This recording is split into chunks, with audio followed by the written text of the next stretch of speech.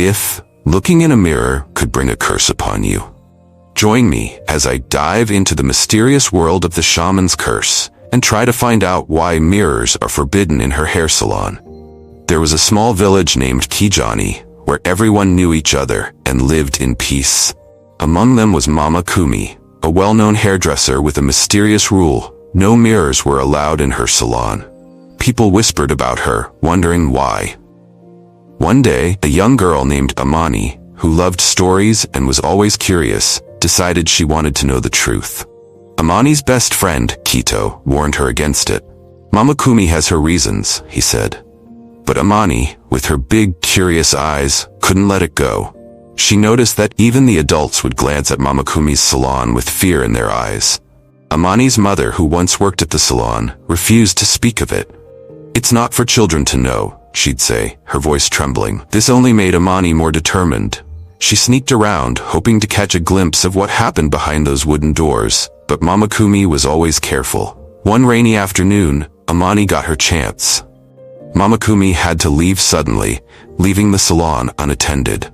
Amani tiptoed inside, her heart beating fast. It was a small room with chairs, combs, and a strange, heavy curtain covering something at the back.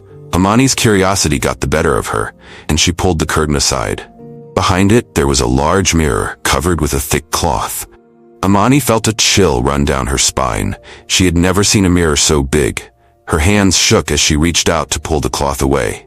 Suddenly, she heard a voice. "Don't," said Mama Kumi, standing at the door, her face pale. Amani jumped back, but it was too late. A corner of the mirror was uncovered. For a moment, everything went silent. Then, a soft whisper filled the room. The voice called Amani's name. Mama Kumi rushed forward, but Amani was frozen. The voice was soft, almost sweet, like someone who knew her very well. "Come closer, Amani," it said. She felt herself being drawn to the mirror, her feet moving on their own. She saw her reflection, but it was different. Her eyes looked older, sadder. Mama Kumi grabbed her arm, pulling her away from the mirror. "You must never look into it," she cried, covering the mirror again. Amani blinked, as if waking from a dream. Her heart was racing, her hands cold. "What is it?" she whispered. Mama Kumi looked at her, tears in her eyes. "It shows you things," she said quietly, "things you're not meant to see." Amani didn't understand. "You're too young to know," Mama Kumi said, her voice shaking. "But this mirror, it's cursed." Amani's heart pounded. "Cursed?" she asked, her voice barely a whisper. Mama Kumi nodded. "There's a spirit trapped inside," she said. "It's been there for generations. It feeds on fear, on sadness. If you look into it, it shows you your deepest pain." Amani shivered. "But why keep it?" she asked. Mama Kumi sighed. "I'm its guardian," she said softly. "My family has been for centuries. It's my job to keep it hidden, to keep people safe." Amani glanced at the covered mirror. "But why no mirrors in the salon?" she asked. "Why not just get rid of it?" Mama Kumi smiled sadly. "It's not that simple," she said. "The curse is tied to the land. If we destroy it, the spirit will be free. It could hurt everyone in the village." Amani felt a knot in her stomach. She didn't understand everything, but she knew one thing. This was serious. Very serious.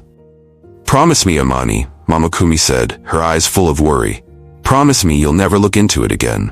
Amani nodded, her heart heavy. "I promise," she whispered. But deep down, she knew the story wasn't over. Not yet. Amani couldn't shake off the feeling that there was more to the mirror than Mama Kumi had told her. Every time she walked past the salon, she could almost hear a faint whisper calling her name. It made her skin prickle, and her heart race, but something inside her was still curious, still wanting to know more. One evening, she decided to visit the village elder, Babu Jabari. He was known for his wisdom and his knowledge of the old stories. Maybe he could tell her more about the mirror. Amani found him sitting outside his hut, weaving a basket. "Babu Jabari," she said, trying to sound casual, "do you know anything about a mirror in Mama Kumi's salon?" Babu Jabari paused, his hand stilling over the basket. He looked up at her, his eyes sharp. "Why do you ask, little one?" Amani hesitated, then decided to be honest. "I saw it," she whispered, "and I heard it, talking to me." Babu Jabari's face grew serious. He motioned for her to sit beside him. "That mirror," he said slowly, is older than this village. It was brought here by strangers many years ago. They said it was a gift, but it only brought pain." He sighed, looking out at the setting sun. "It is said that the mirror shows you what your heart fears most. It twists your thoughts, makes you believe things that are not true. Many have been lost to its lies." Amani shivered. "But why keep it?" "Ah, child," Babu Jabari said, shaking his head. "It is not so easy. The spirit inside the mirror is powerful. It feeds on darkness, on sadness, on fear. It cannot be destroyed, only contained. That is why Mama Kumi guards it." Amani bit her lip. "But what happens if someone looks into it?" Babu Jabari's eyes darkened. "They see their worst nightmares," he said softly. "They lose themselves in sorrow and despair, and the spirit grows stronger." Amani felt a lump in her throat. "But there must be a way to stop it," she said, her voice small. "There must be something we can do." Babu Jabari looked at her, his gaze thoughtful. "Perhaps," he said slowly. "But it would be dangerous. The spirit is cunning. It knows how to trick even the strongest minds." Amani's heart pounded. She didn't want to be scared, but the thought of the mirror, of the voice calling her name, made her feel cold all over. What if I could help? Babu Jabari looked at her with a mix of surprise and admiration. "You are brave, little one," he said, "but this is not a game. If you're not careful, you could be lost forever." Amani nodded, but deep inside, she felt a spark of determination. She didn't want to be afraid anymore. She didn't want the mirror to hold power over her. She needed to find a way to break the curse, to free the village from its dark grip. That night, Amani lay in bed, staring up at the ceiling. Her mind was racing, filled with thoughts of the mirror, the spirit, and the stories Babu Jabari had told her. She knew she had to do something, but what? As she drifted off to sleep, a strange dream filled her mind. She was standing in a dark forest, the trees tall and twisted. In the distance she saw a light, a soft, glowing light that seemed to call to her. She took a step forward, then another, the light growing brighter with each step. Then she heard the voice again, the same voice she had heard in the salon. "Amani," it whispered, "come closer." She hesitated, fear clawing at her stomach, but something inside her told her to keep going. She reached out, her hand trembling, and touched the light. Suddenly she was surrounded by warmth, by a sense of peace she had never known before. And in that moment, she understood. The spirit in the mirror wasn't just evil. It was trapped, alone, desperate to be free. When Amani woke up, her heart was pounding, but she felt a strange sense of hope. Maybe, just maybe, there was a way to help the spirit and protect the village. But she would need help, and she would need to be brave. With a deep breath, she made up her mind. She would go back to Mama Kumi. She would find a way to break the curse, and she would do whatever it took to protect her village from the darkness inside the mirror. The next morning she found Mama Kumi outside her salon, sweeping the steps. "Mama Kumi," Amani said, her voice firm, "I need to talk to you." Mama Kumi looked up, surprised and worried in her eyes. "Amani, I thought I told you to stay away." "I know," Amani said, taking a deep breath, "but I think I can help. I had a dream about the mirror." Mama Kumi's eyes widened. "A dream?" "Yes," Amani said. "I think the spirit is trapped. I think it wants to be free." Mama Kumi's face softened, a look of sadness in her eyes. "Oh, child," she said softly, "it's not that simple. The spirit is dangerous. It will say anything to escape." "But what if we could help it?" Amani insisted. "What if we could find a way to free it without hurting anyone?" Mama Kumi looked at her, her expression torn. "It's too risky," she said, shaking her head. "If we fail, the spirit could destroy us all." Amani felt a wave of frustration. "But if we do nothing, it will keep hurting people," she said. "We have to try, Mama Kumi. Please." Mama Kumi sighed, looking at Amani with a mix of fear and hope. "You're a brave girl," she said softly, "but this is not a task for a child." "I'm not a child," Amani said, her voice firm. "I'm not afraid." Mama Kumi looked at her for a long moment, then nodded slowly. "Very well," she said. "We will try, but you must promise me, Amani, that you will be careful. The spirit is cunning. It will try to trick you." "I promise," Amani said, her heart racing with both fear and excitement. And so the two of them began to plan. They would need to find the source of the curse, to understand what had trapped the spirit in the mirror and how they could break it. It would be dangerous, but Amani was determined. She would find a way to help the spirit, to protect her village, and to finally bring peace to Mama Kumi's salon. But deep down, she knew this was just the beginning. The real challenge was yet to come. As the days passed, Amani and Mama Kumi prepared for their dangerous quest. They gathered supplies, herbs, charms, and special stones that Babu Jabari said would protect them from the spirit's influence. Mama Kumi taught Amani ancient words of protection, whispered prayers in a language that felt both strange and familiar. Amani practiced them over and over, her heart racing every time she stumbled over a word. One evening, as the sun dipped below the horizon, Mama Kumi told Amani to sit with her in the center of the salon. They held hands, their knees almost touching, and Mama Kumi began to chant softly. The air grew heavy with the scent of burning herbs, and Amani felt a strange, tingling sensation wash over her. She closed her eyes, listening to the rhythm of Mama Kumi's voice, and for a moment, she felt something shift, like a door opening in the back of her mind. Suddenly she saw it, a vision of a tall, ancient tree, its roots twisting deep into the earth. At its base, she saw a small, shimmering light, like a firefly trapped in the dark. A voice echoed in her mind, faint but clear, "Find me." Amani's eyes snapped open, her heart pounding. Mama Kumi was watching her, concern etched on her face. "What did you see?" she asked gently. Amani took a deep breath, her voice trembling. "A tree," she whispered, "a big one. And something trapped underneath. I think it was the spirit."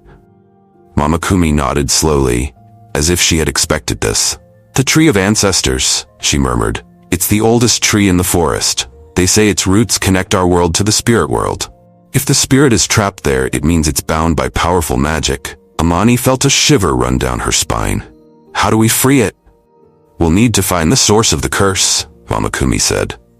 "Something that ties the spirit to the mirror. An object, a memory, something from the past."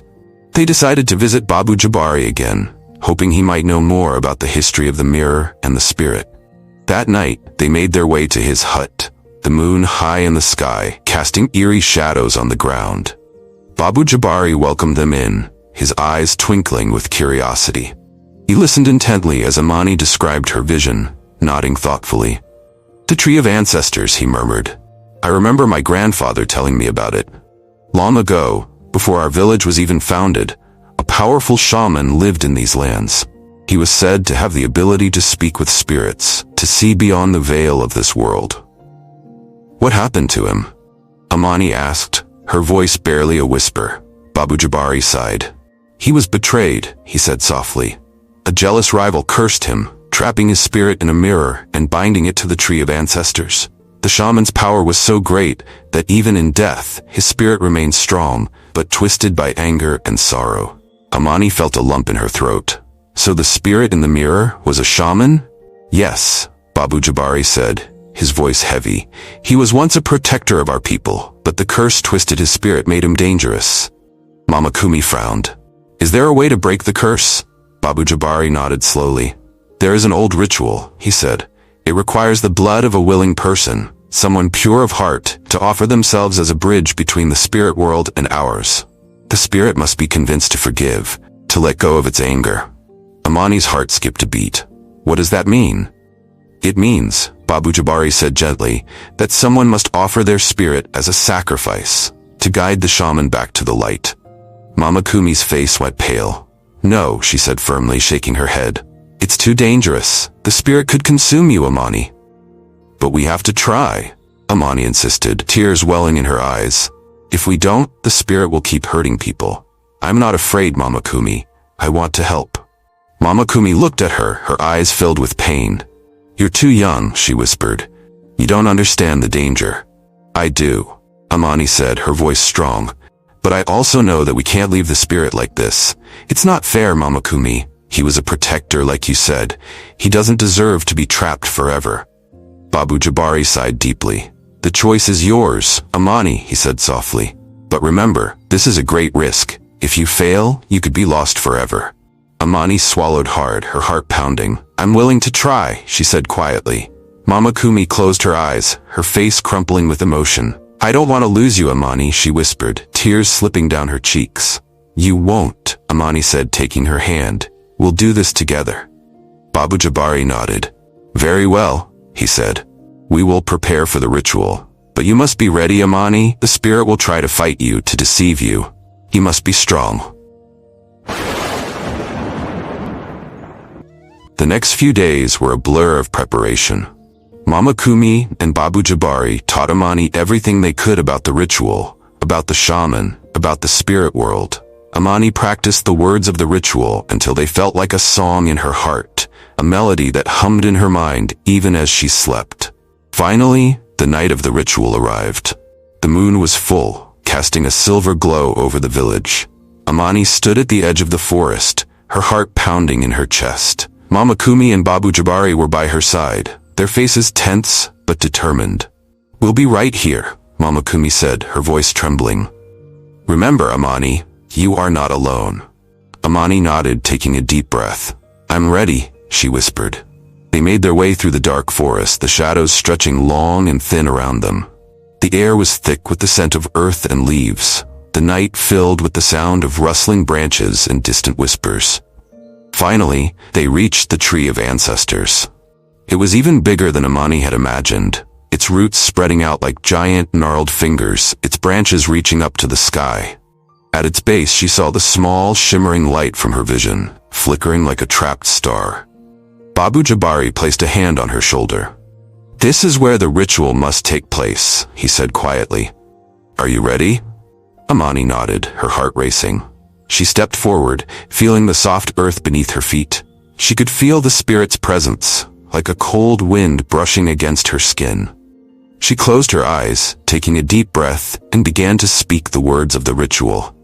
As she chanted, the air around her seemed to thicken, to pulse with energy. The light at the base of the tree grew brighter, and Amani felt a strange sensation, like she was being pulled into a dream. Suddenly, she was standing in the dark forest again, but this time she was alone. The trees loomed high above her, their branches twisted and dark. In the distance, she saw the mirror, its surface shimmering with a cold blue light. And there, standing in front of it, was the shaman. He was tall and thin, his face lined with sorrow. His eyes glowed with an otherworldly light, and his hands were clenched at his sides. Amani, he said, his voice echoing through the trees. Why have you come? Amani took a deep breath, her heart pounding in her chest. I've come to help you, she said, her voice steady. You don't have to be trapped anymore. You don't have to be alone. The shaman's eyes narrowed, and Amani felt a wave of cold wash over her. Help me, he said, his voice bitter. How can you help me? I have been betrayed, cursed, left to suffer for centuries. Why should I trust you? Amani swallowed hard, her hands trembling. Because I'm not here to hurt you, she said softly. I know you were a protector once. I know you cared for your people, and I know that you've been hurt, but holding on to that pain only makes it worse. The shaman's face twisted with anger. You know nothing of pain, he hissed. You are just a child. You cannot understand what I have lost. Amani felt tears prick her eyes, but she stood her ground. I may not understand everything, she said, her voice shaking, but I know what it feels like to be afraid, to feel alone. I know what it's like to lose something important, and I know that holding on to that pain only makes it harder to heal. The shaman stared at her, his eyes filled with a strange, unreadable expression. For a moment, Amani thought she had reached him, but then his face darkened, and he raised his hand, a swirl of dark energy gathering in his palm. You think you can heal me? He said, his voice low and dangerous. You think you can save me? You are nothing, a foolish child playing with forces you cannot comprehend. Amani felt a wave of icy fear wash over her as the shaman's dark energy swirled around her. Its cold tendrils wrapping around her heart. She wanted to run, to hide, but she knew she couldn't. She had come too far to give up now. She took a deep breath, forcing herself to stand tall, to look the shaman in the eye. I know I'm just a child, she said, her voice trembling. But I believe in hope. I believe that you can choose to let go of the darkness. You don't have to be this way. The shaman hesitated, the swirling darkness flickering as if uncertain. Amani saw something in his eyes, a flicker of the man he once was, a glimmer of the protector who had loved his people. She took a step closer, her heart pounding in her chest. Please, she whispered, her voice gentle. You don't have to be alone anymore. I know you've been hurt, but if you stay in this darkness, you'll never find peace. For a moment, the forest around them seemed to hold its breath. The shaman stared at her, his eyes searching her face, his hand still raised, the dark energy flickering and pulsing like a living thing. Then slowly his hand lowered, the darkness fading. You believe in me? He asked, his voice soft, almost broken. Yes, Amani said, her eyes filling with tears. I believe you can find peace. I believe you can be free. The shaman's eyes filled with pain, and he took a step back, shaking his head. I don't deserve peace, he whispered. I have caused so much suffering. Amani shook her head, reaching out a trembling hand. We all make mistakes, she said. But it's not too late to make things right. You don't have to be defined by your pain. You can choose to let go, to forgive yourself. The shaman looked at her hand, his eyes wide, his face filled with a mix of hope and fear. Slowly he reached out, his fingers brushing against hers. Amani felt a surge of warmth, a spark of something powerful and beautiful. The shaman's eyes widened and he gasped, his hand tightening around hers. I feel it, he whispered. The light, it's been so long. Amani nodded, tears streaming down her cheeks. Yes, she said softly. You can find the light again. You can be free. The shaman closed his eyes, his face crumpling with emotion. For a moment, everything was silent. Then, with a deep, shuddering breath, he let go of her hand. The darkness around them seemed to shatter, dissolving into the air like smoke. Amani watches, her heart in her throat, as the shaman's form begins to fade, his body shimmering with a soft, golden light. He looked at her, his eyes filled with gratitude and sorrow. Thank you, Amani, he said, his voice echoing like a distant memory. You have given me something I thought I had lost long ago. What is that? Amani asked, her voice choked with tears. Hope, the shaman said, a faint smile on his lips. You've given me hope. With those words, his form dissolved into light, the golden glow filling the dark forest, wrapping around Amani like a warm embrace. She felt a wave of peace wash over her, a sense of calm that she had never known before. When the light faded, Amani found herself standing alone in the clearing. The mirror was gone, the cold, blue light replaced by the gentle glow of the moon. She felt a tear slip down her cheek, but it wasn't a tear of sadness. It was a tear of relief, of joy. She turned and ran back to Mama Kumi and Babu Jabari, who were waiting anxiously at the edge of the clearing. Mama Kumi swept her into a tight embrace, her body shaking with sobs of relief. You did it, Mama Kumi whispered, her voice choking with emotion. Oh, Amani, you did it. Amani hugged her back, her heart swelling with warmth. He's free, she said softly. He's finally free. Babu Jabari smiled, his eyes shining with pride. You have done a great thing tonight, Amani, he said gently. You have brought peace to a spirit that has suffered for centuries. Amani nodded, her heart filled with a quiet, powerful joy. I didn't do it alone, she said, looking at Mama Kumi and Babu Jabari. We did it together.